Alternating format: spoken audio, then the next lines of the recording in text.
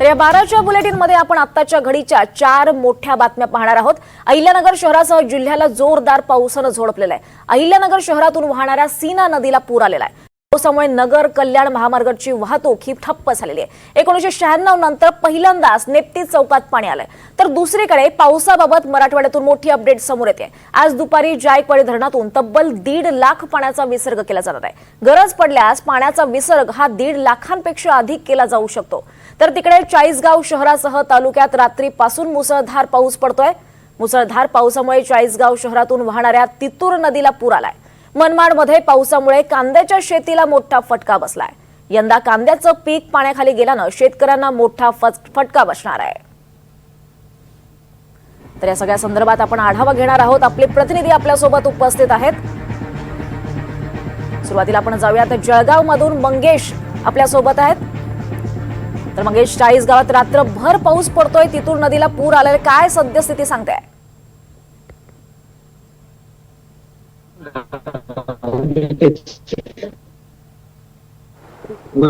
मुसळधार पावसामुळे चाळीसगाव शहरातून वाहणारी तितूर नदी असेल किंवा परिसरातील डोंगरी नदी असेल याला देखील पूर आला आहे।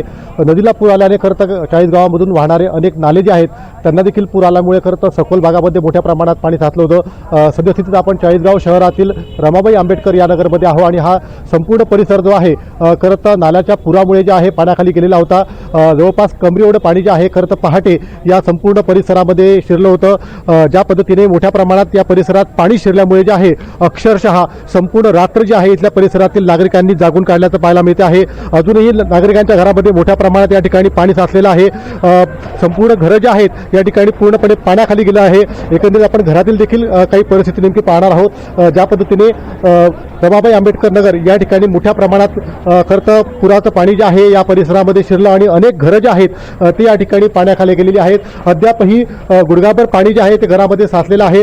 अनेक लोक जे आहेत अक्षरशः पुराच्या पाण्यामुळे खरं तर प्रशासनाच्या वतीनेच खबरदारी म्हणून अनेकांना सुरक्षित स्थळी हलवण्यात देखील आलेलं होतं। मात्र काही वृद्ध लोक असतील यांना बाहेर काढण्यासाठी मोठी कसरत जी आहे ती करावी लागल्याचं पाहायला मिळालं। एकंदरीतच आपण बघतो की या ठिकाणी वृद्ध आजी आहेत। अक्षरशः या वृद्ध आजींना देखील खरं तर या पुराच्या पाण्याचा सामना जो आहे या ठिकाणी करावा लागला आणि अक्षरशः रात्रीपासूनच त्या खाटेवरती जे आहेत या ठिकाणी स्थानबद्ध झालेले आहेत, कारण मोठ्या प्रमाणात घरामध्ये पाणी शिरलेलं होतं। संपूर्ण घरामध्ये अशा पद्धतीचं भीतीचं वातावरण या ठिकाणी निर्माण झालेलं होतं। येथील रहिवासी आपल्यासोबत आहेत। दादा, काय सांगणार, किती वाजता पाऊस आला, संपूर्ण घरामध्ये कसं वातावरण होतं आणि पाणी शिरल्यानंतर आपण कशा पद्धतीने बचाव केलाय? साहेब, कालपासून खूप प्रचंड प्रमाणात या चाळीसगावामध्ये पाणीचं प्रमाण वाढलेलं होतं आणि आपण बघतात की बुवा सगळ्यांच्या घरादारामध्ये पाणी या ठिकाणी शिरलेलं आहे। आम्ही बचाव पथक म्हणून या सर्व कुटुंबांना सुरक्षित ठिकाणी आम्ही नेत आहोत, परंतु आत्ता देखील पाण्याचं प्रमाण काही कमी होताना या ठिकाणी दिसत नाही। त्याचं कारण असं आहे, मुख्य कारण की नदीला भरपूर प्रचंड प्रमाणात पूर आलेला आहे आणि तो पुराचा फ्लो जो आहे तो गावातील परिसराचा जो पाण्याचा फ्लो आहे तो त्याला घेत नाही आहे। त्याच्यामुळे सर्व पाण्याचा परिसर या ठिकाणी अडकलेला आहे।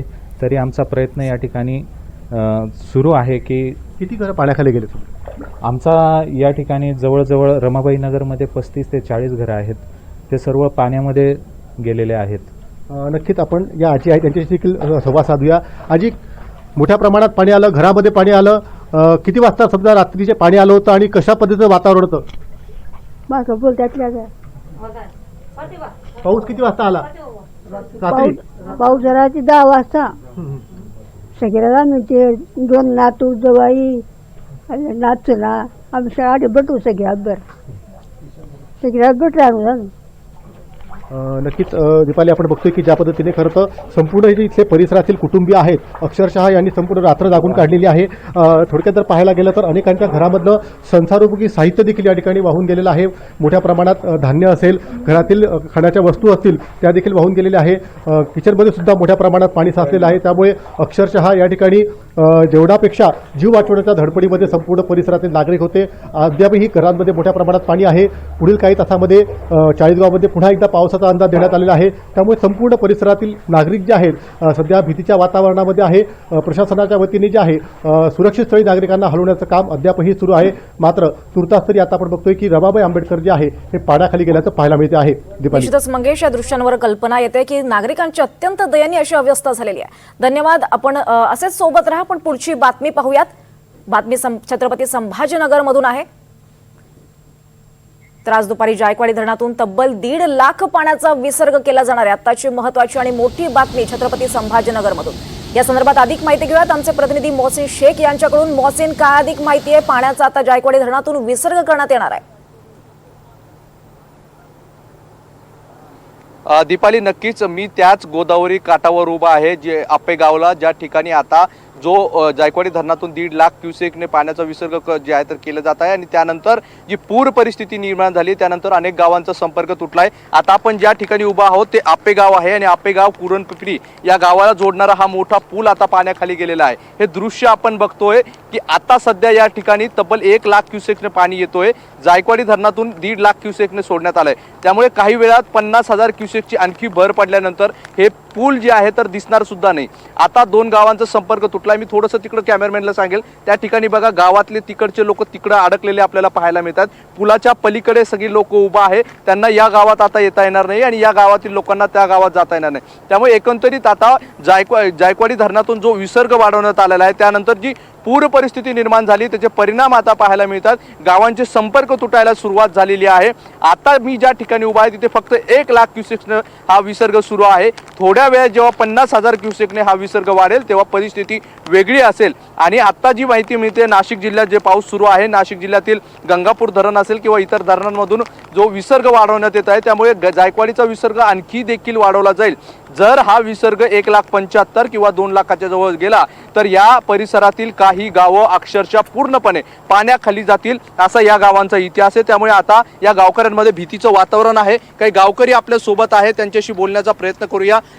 ही सगळी परिस्थिती आहे, काय परिस्थिती आहे सगळी नेमकी? सध्या परिस्थिती अशी झालेली, सर्व गावकऱ्याला बाहेर निघायचा चान्स नाही आणि मालाचं तर इतकं नुकसान झालेलं आहे ते सांगण्याची आमची इच्छा बी नाही आहे। आज आपण बघू शकता कुरुंपिपरी हा रस्ता पूर्ण पॅक झालेला आहे। अजून जर 1 लाख किंवा 70,000 क्युसेस पाणी वाढलं तर गावाचा पूर्ण रस्ता बंद होईल, गाव पूर्ण धोक्याची काय परिस्थिती इतिहास आहे या गावातला? आता 2 गावांचा संपर्क तुटलाय, आता गावकऱ्यांमध्ये भीतीचं वातावरण पाहायला मिळतंय। याच्यापूर्वी 2006 मध्ये 3 लाख पाणी आलं होतं आम्हाला।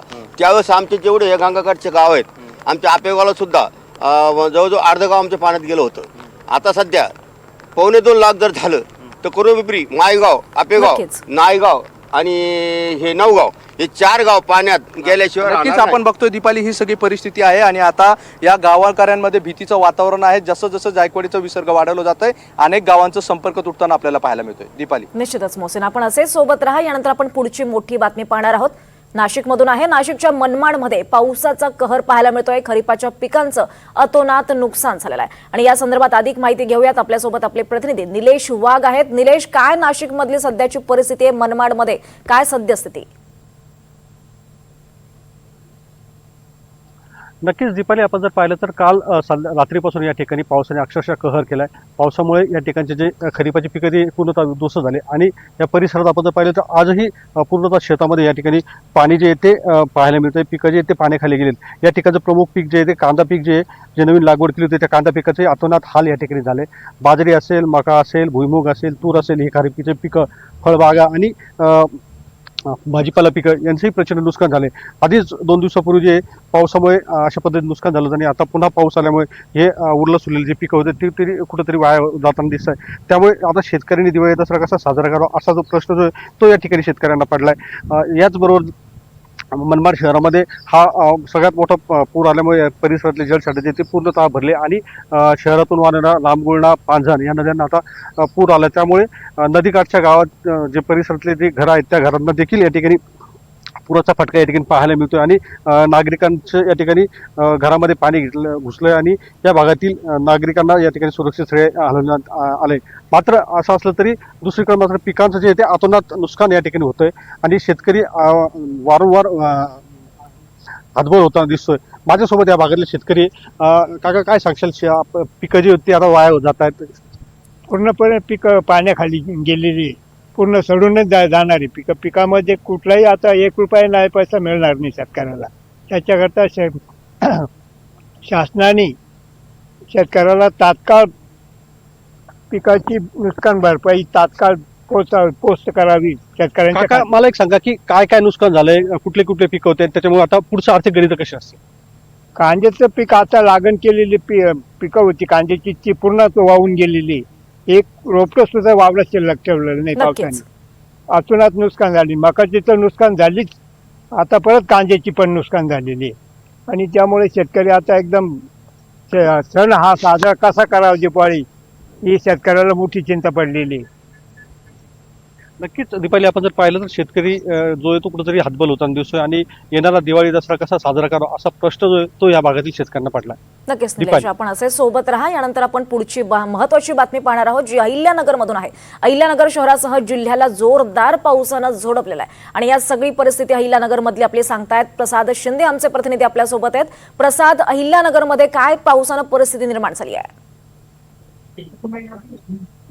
नक्कीच अहिल्यानगर शहरामध्ये काल झालेल्या मुसळधार पावसाने शहरातून वाहणाऱ्या सीना नदीला पूर आला आणि सीना नदीच्या आसपास असणाऱ्या जो दातरंगे मळा आहे या भागातील घरांमध्ये अक्षरशः पाणी घुसल्याचं सध्या चित्र पाहायला मिळतं. आपण या ठिकाणी उभा आहोत, दातरंगे मळा या ठिकाणी, ज्या ठिकाणी घरांमध्ये देखील पाणी शिरलेलं आहे आणि अक्षरशः फर्निचर असेल किंवा संसारोपयोगी वस्तू असतील त्यांचं नुकसान झाल्याचं एक चित्र पाहायला मिळतं. आपल्या बरोबर काही नागरिक आहेत, आपण त्यांच्याशी बातचीत करणार आहोत. काय सांगताल, कधी पाणी आलंय? सकाळी 6च्या सुमारास रात्रभर पाऊस झाल्यामुळं सगळ्या दातरंगे मळा परिसरामध्ये पाणी आलं. त्यावेळेस मला नागरिकांचे फोन आले का आमच्या घरामध्ये पाणी आलं, खूप नुकसान झालंय, सगळ्या घरात सगळं सामान अस्तव्यस्त झालंय. त्यावेळेस मी नगर शहराचे आमदार संग्राम भैया जगताप यांना फोन केला. भैया, प्रभाग क्रमांक 9 मध्ये दातरंगे मळा परिसर असेल, कल्याण रोड असेल, बागोरजा हाडको असेल, वारोळचा मारुती रोड असेल, सर्व ठिकाणी सीना नदीचा प्रवाह सगळ्या नागरिकांच्या घरामध्ये पाण्याचा प्रवाह चालू झालाय आणि लोकांचं खूप नुकसान झालंय. आपल्याबरोबर काही नक्कीच नागरिक आहेत. प्रसाद, काय त्यामुळे सांगताल, किती नुकसान झालंय? नागरिकांची अत्यंत उद्विग्न अशा प्रतिक्रिया देतात. धन्यवाद आपल्या सगळ्यांना या सगळ्या सविस्तर माहितीसाठी. आणि आता